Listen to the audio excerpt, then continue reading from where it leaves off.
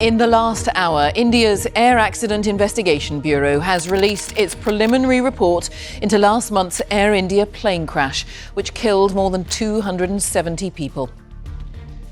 It was a bright morning in India when Air India Flight 171 roared down the runway only to plunge into chaos seconds after takeoff. No storm, no engine fire, no warning. Yet both engines went silent, as if someone had flipped a master switch. What could cause a state-of-the-art Dreamliner to die mid-air in perfect conditions? Stick around until the end, because what investigators uncovered will leave you questioning every flight you've ever taken.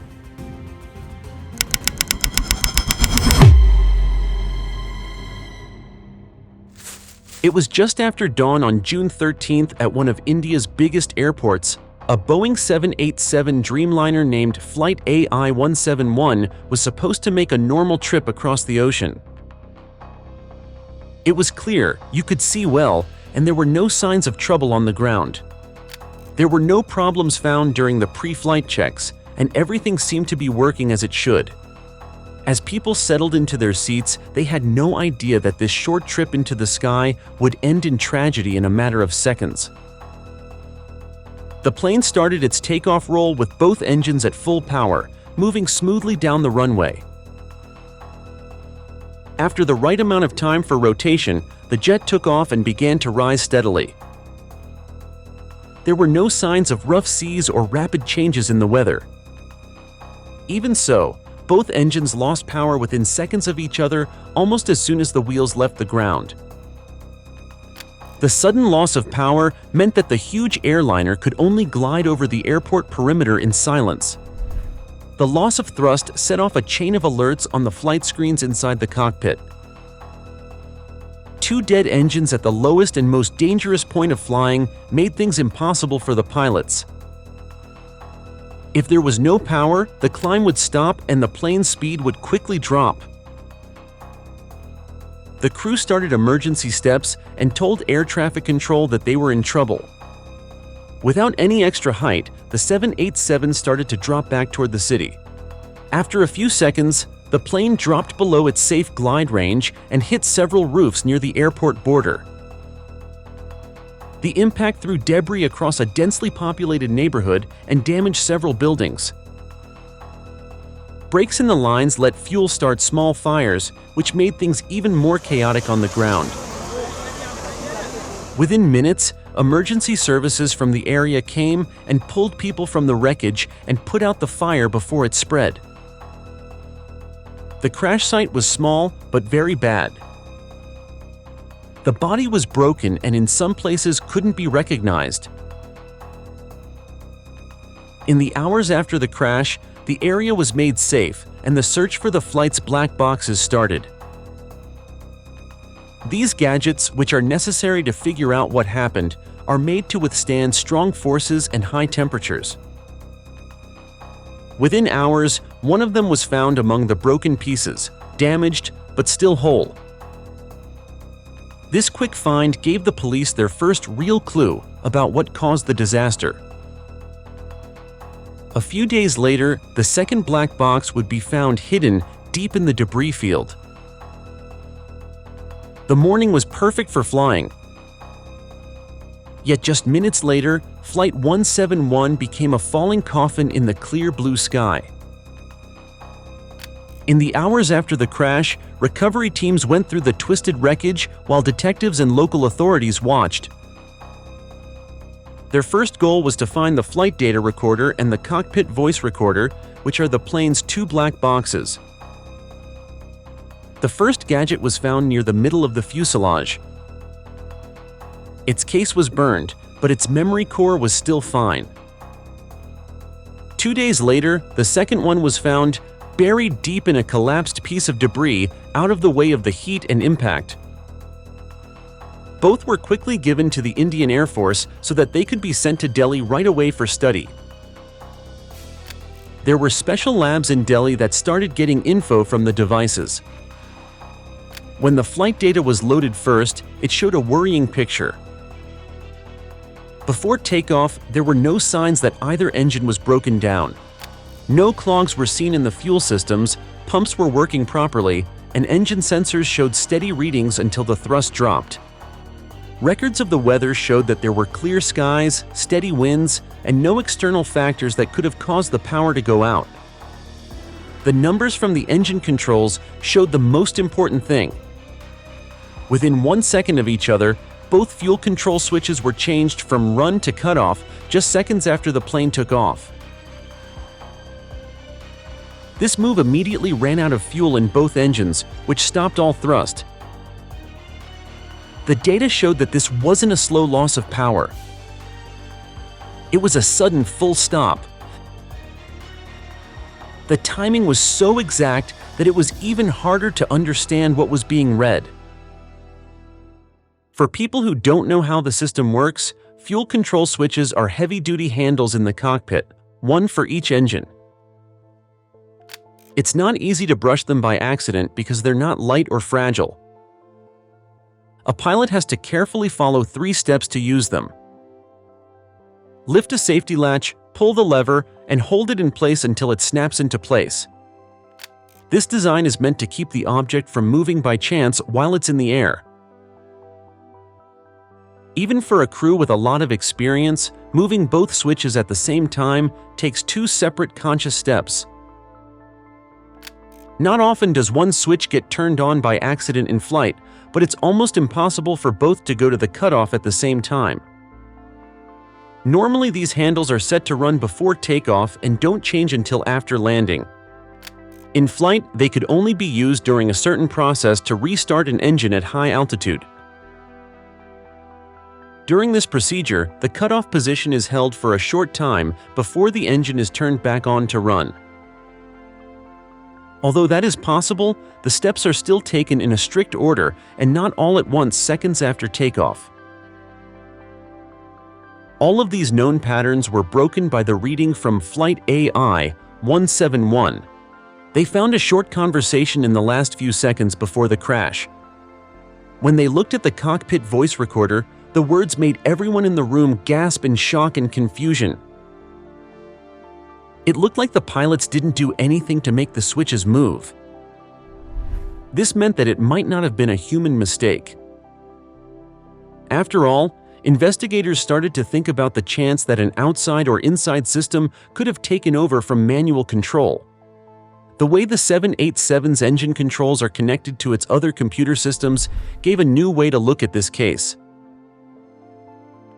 The fuel control levers look like they are made of metal, but their messages go through digital channels before they get to the engines. In theory, that means that problems with the software or the electricity could mess up the order. If a bad signal or a problem with the electronic engine control unit sent a false shutdown order, the engines could turn off even if the pilots didn't mean for them to. This made people wonder how resistant the system was to failures or inputs that were not expected. The fact that both switches seemed to move at the same time suggested that both engines were being affected by the same point of force. In regular airplanes, the controls for each engine are physically and electrically separate to avoid this kind of failure happening at the same time. There are still backups in highly automated planes like the 787, but shared systems and data lines can make things more dangerous.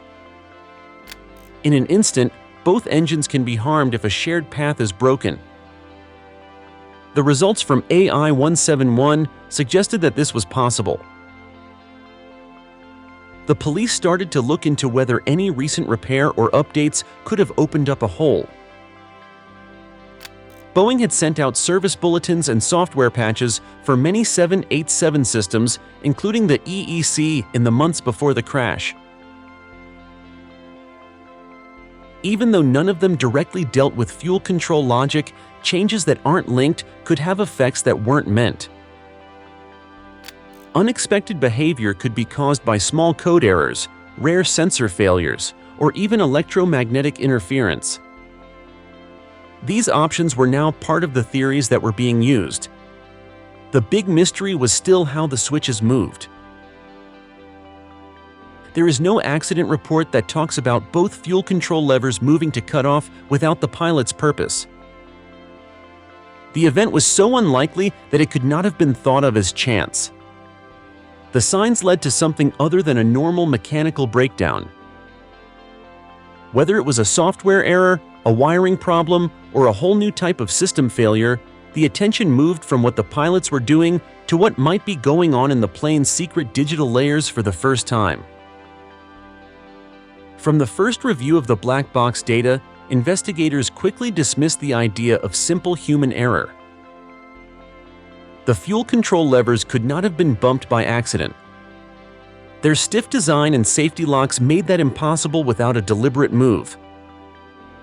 And no emergency checklist would ever call for shutting down both engines seconds after takeoff. Mechanical jamming or broken linkages were also ruled out. Nothing in the wreckage suggested bent rods, worn cables, or failed locks. With the obvious explanations gone, attention turned to something more unsettling: the digital brain of the 787, the electronic engine control, or EEC.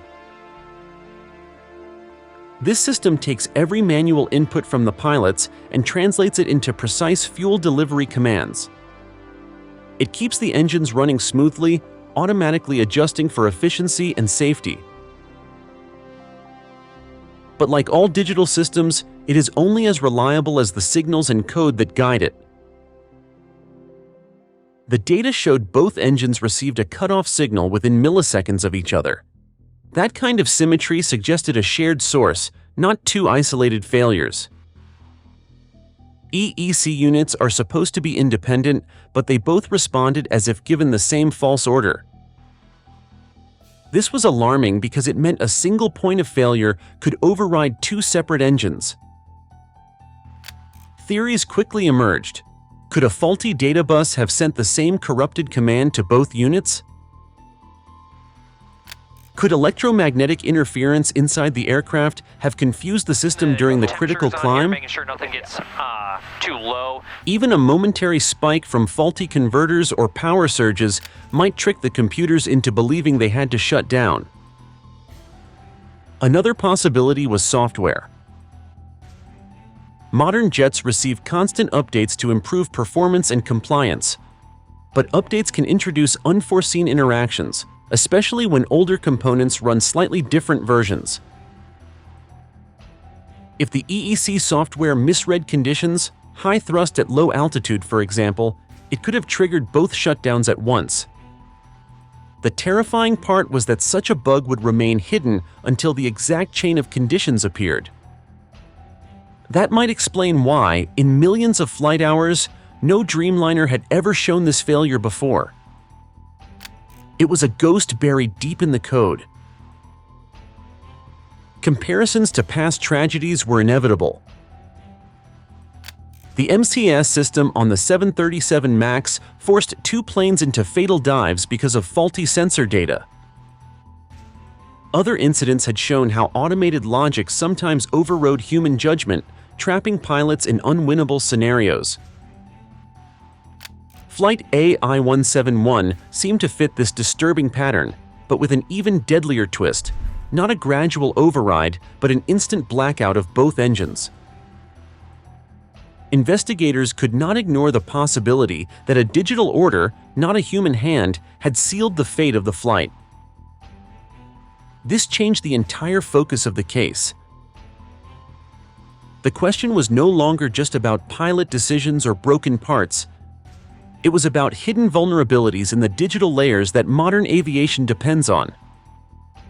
For the first time, investigators were forced to ask, could the very systems designed to protect the aircraft have turned against it? In the last 10 years, Boeing's safety reputation has taken a lot of hits. The two 737 MAX crashes in 2018 and 2019 showed major problems with the way software was designed and how approval was handled. These problems caused two crashes and forced the global MAX fleet to be grounded. After that, the Boeing 787 Dreamliner had its own problems, including production stops because of flaws in the body and gaps between structural joints, as well as worries about how long it would last. These weren't small problems. They stopped supplies and needed a lot of work to be redone on planes that were already put together. Every news story about Boeing made people less confident than they used to be. Back in 2024, new leak claims sparked more interest. Someone who used to work there said that some Dreamliner assembly lines were rushed to meet production deadlines at the cost of quality control. Some of the problems were incomplete checks, rushed assembly steps, and wiring configurations that weren't looked at.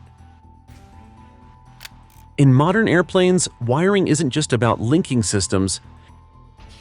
It's also about making sure that there are backups, shielding, and routes that stay away from sources of interference.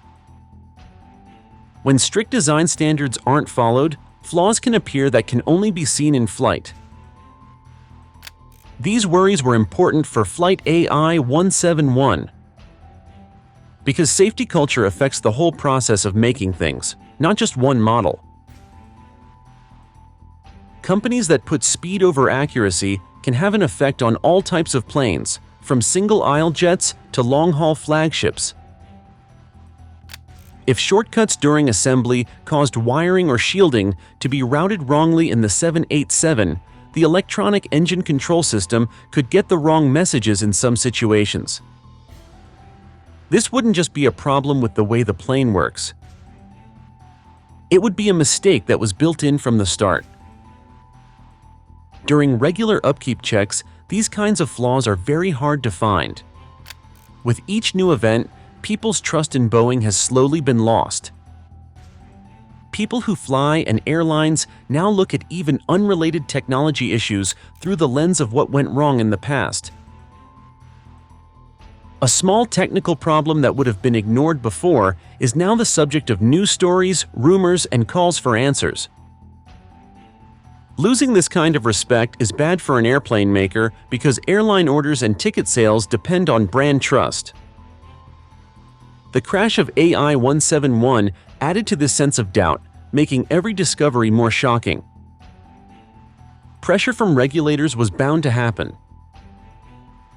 Quickly, the FAA and NTSB joined India's Air Accident Investigation Bureau in the investigation. This gave the process foreign oversight. These agencies have learned the hard way that limiting investigations to one country can cause them to miss links between events. The government would be closely watching Boeing's assistance, looking for signs that it was hiding information or giving only part of the story. The stakes for Boeing were no longer just 171. They had to show that the Dreamliner systems were safe in general. Internal engineering sources brought up a new topic that wasn't talked about much. According to these sources, a recent software update for the 787's EEC may have had a rare but very bad logic mistake. This kind of mistake might not be seen until a very specific set of events happened. Unlike clear wiring problems or wear and tear on the parts, in the case of AI-171, the best time for these elements to come together might have been during takeoff, when the software wasn't ready to handle the intersection of power demand, environmental sensors, and control inputs. This option hadn't been officially ruled out yet, but it was being looked at right now. Software logic mistakes are especially dangerous in aviation because they are hard to spot. You can study and change a broken part, but bad code looks the same to the naked eye as good code. To find these kinds of problems, you have to recreate the exact conditions in a simulator and run millions of different combinations until the problem shows up again. But if the bug is in a part of the code that isn't run very often, it might not be found for years. The fact that both EEC units turned off almost at the same time backed the idea that they shared a software trigger. What they found in the wreckage didn't just solve the mystery. It exposed a problem that still haunts the skies today. There are many automated parts in modern aircraft that make flying safer than ever. Mistakes that used to lead to accidents can't happen now thanks to autopilot systems, automated engine controls, and improved warning systems. These days, pilots spend more time watching systems than controlling them directly, especially when the plane is in cruise mode. This method has greatly cut down on accidents caused by human mistakes, which used to be the main reason for crashes. But sometimes this design can make it impossible for pilots to fix a problem in time. Because of what happened with Air India 171, we have to ask ourselves if the trend toward automation has gone too far. When computers are in charge of all the important tasks, they also decide when to stop everything. There is a chance that the pilot will be able to take back control, but it depends on how quickly they can act and whether the system even lets them. AI-171 shut down just seconds after takeoff, which is when pilots are busiest and have the least room for mistakes. It's not just Boeing or the 787, it's the trust that the whole business has in computers to make decisions. The paradox is easy to see. Advanced systems can get rid of most of the daily risks like icing, wrong speed estimates, and bad fuel management, but in doing so, they may introduce very rare, high-impact failures. It is harder to guess when these things will go wrong because they are built into the logic that is meant to keep the plane safe. Software doesn't give you any signs that it's about to break like a worn-out part does. When it fails, it can do so right away and have full control over the plane's systems. The speed with which AI-171 happened was one of the most troubling things about it. The pilots couldn't really get either engine to start up in time because they lost power almost at the same time. The crew might not have been able to stop the crash if it was caused by a digital order sent because of a software bug or a data conflict. This case shows a major flaw. When safety is given to machines that can act faster than people, those machines can fail faster than people can fix the problem. There are still questions that investigators need to answer. Could a problem with the program in the electronic engine control have caused both engines to shut down when they weren't supposed to? Did the wire harness have a hidden electrical problem that told both fuel switches to turn off at the same time? Or was this something that had never happened before in aviation? How come this combination of conditions happened so rarely that it missed every exercise, test, and checklist? Each option has huge effects on how planes are designed and certified. The idea of a glitch happening once every million times is scary because the whole point of aviation is to stop even 1 in a billion events from happening when thousands of flights take off around the world every day. A rare event still seems too frequent. If AI-171 was just the unlucky first case of a deeper weakness, then there may be other planes in the air today that have the same secret risk. The business world can't wait for another tragedy to prove it. This is why it's so important to have full openness and thorough investigations. There are examples of technology being used in similar situations in the past. The 737 MAX crashes showed that one bad sensor could set off a chain of automatic reactions that were stronger than what the pilots could do. On some occasions, flight computers on Airbus planes wouldn't let the pilots make certain moves, even if they would have helped the plane stay out of harm's way. In both cases, the pilots were trained experts who were stuck in a situation where the machine's programming limited their control over it. It's worrying that AI-171 fits into this trend, but AI-171 could be an even more complicated case than others.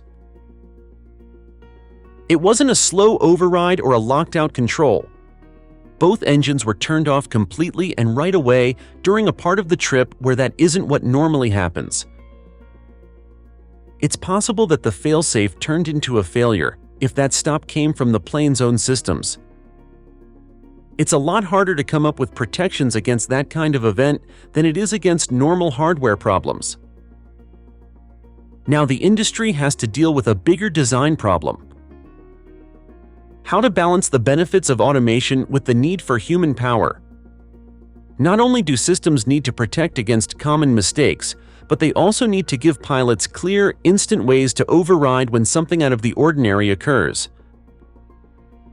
That means rethinking how the cabin is set up, who can use what software, and even the relationship between people and machines.